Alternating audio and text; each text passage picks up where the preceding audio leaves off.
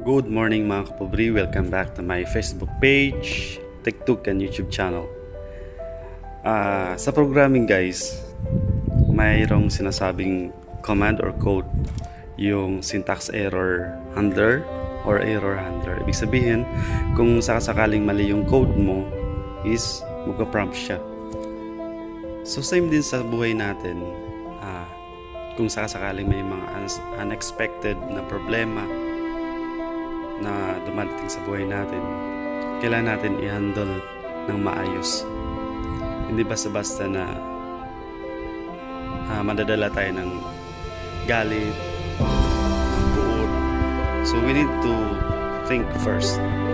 So before tayo umaksyon, kailangan natin i-handle yung problema na dapat masolve natin instead na masira yung buhay natin.